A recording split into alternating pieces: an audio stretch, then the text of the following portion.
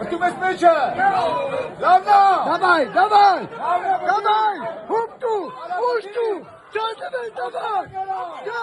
Վերջերս Լոս Անջելեսում կայացավ Հյուսիսային Ամերիկայի բասկամարտի միջազգային մրցաշար, որին մասնակցեց եւ 2 ոսկե մեդալ նվաճեց աշխարհի 8-ակի, Եվրոպայի 9-ակի չեմպիոն, աշխարհի երկակի գավաթակիր, միջազգային կարգի սպորտի վարպետ 77 կիլոգրամ քաշային Աշոտ Ադամյանը։ Պանորամայեմի հետ զրույցում հայ մարզիկը կիսվեց իր տպավորություններով ու խոսեց նախապատրաստական շրջանի մասին, նաեւ խորհուրդներ տվեց երիտասարդներին։ Ինչպիսին էին ձեր զգացողությունները մրցաշարի ավարտից հետո։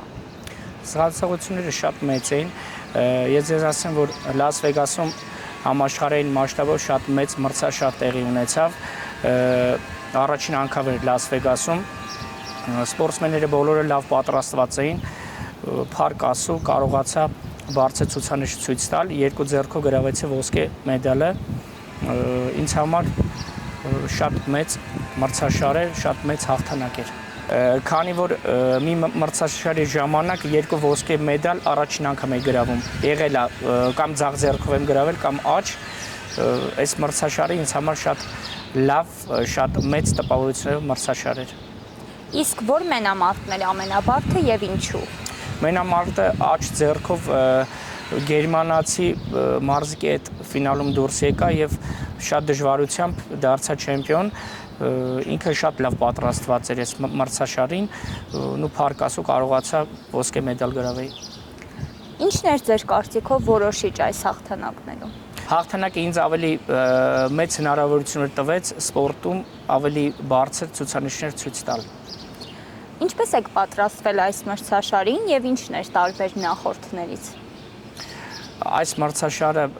առաջին անգամ էր տեղի ունենում Լաս Վեգասում եւ աշխարհի բոլոր ուժեղագույն սպորտսմենները եկել էին այնտեղ ոսկե մեդալ գրավելու համար։ Ինձ համար մեծ պատիվ էր հայ ազգը ներկայացնել Լաս Վեգասում եւ փայլուն ցուցանիշ ցույց տալ այնտեղ։ Օրվա ընթացքում քանի ժամ եք մարզվում եւ ինչպիսի ռեժիմ եք պահպանում։ Օրվա ընթացքում մարզվում եմ 2-ից 3 ժամ։ Սպորտային դիսցիպլինան դա ինքը իրանից շատ մանր բաներ է ներկայացնում, որը որ պրոֆեսիոնալ սպորտսմենը այդ ամեն ինչի մեջով անցնում է, պիտի կարողանաս այդ դիսցիպլինան պահես առօրյայում եւ ընդհանուր արդեն կյանքա մտնում այդ դիսցիպլինան քո մոտ, թե սպորտի մեջ, թե ընդհանուր։ Իսկ ձեր կյանքի ընթացքում, կարիերայի ընթացքում եղել են պահեր, երբ ցանկացել եք դադար տալ եւ ինչպես եք հաղթահարել դա։ Գիտեք,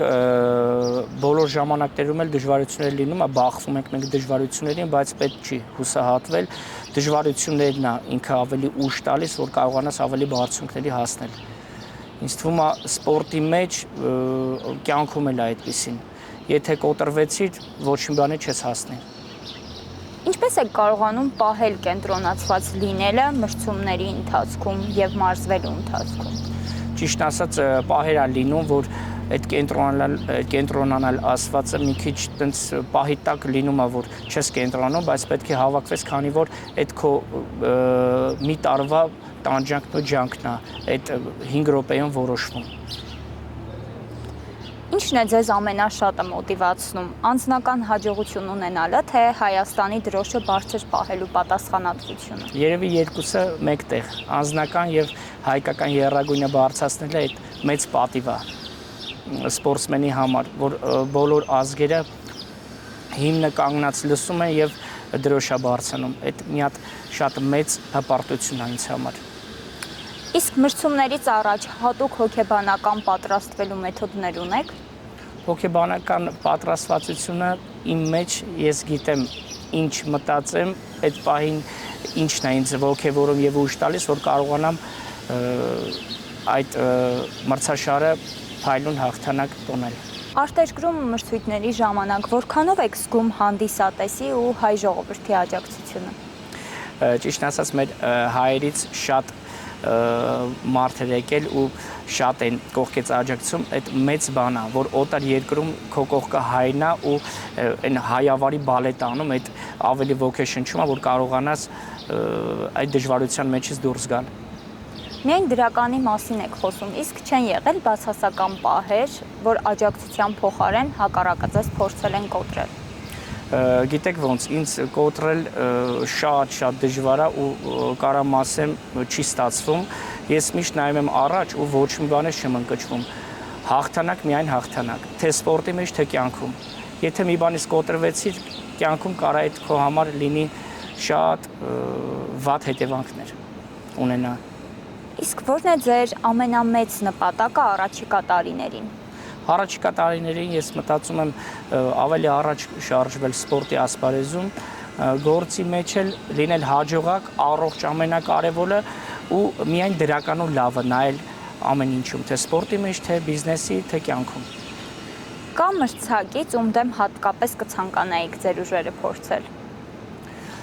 Գիտեք ոնց, իհարկե կան, բայց իմ որոշումը չի։ Միջազգային հարթակներում որոշումը կայացում են, ներկայացում են, արդեն մենք ենք որոշում։ Ինչ խորհուրդ կտաք երիտասարդներին, ովքեր ցանկանում են զբաղվել բասկամարտով։ Երիտասարդներին բոլորին ես խորհուրդ կտամ զբաղվել առաջինը սպորտով, հետո նոր բասկամարտով։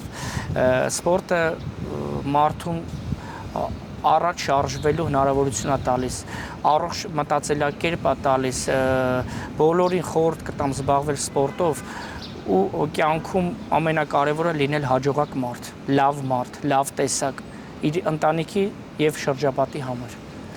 Մրցումներից դուրս ինչպիսին է Աշոտ Ադամյանը։ Շատ հանգիստ։ Մրցաշարի ժամանակ իրականում ես շատ այտենց զրելիչնի բոյեր եմ տանում, բայց առօրյայում շատ հանգիստ եմ, ամեն հարցում մոտենում։ Իսկ ինչ եք սիրում անել ազատ ժամանակ։ Ազատ ժամանակ սիրում եմ երեխաներից հետ ժամանակս անցկացնել, այդքան է։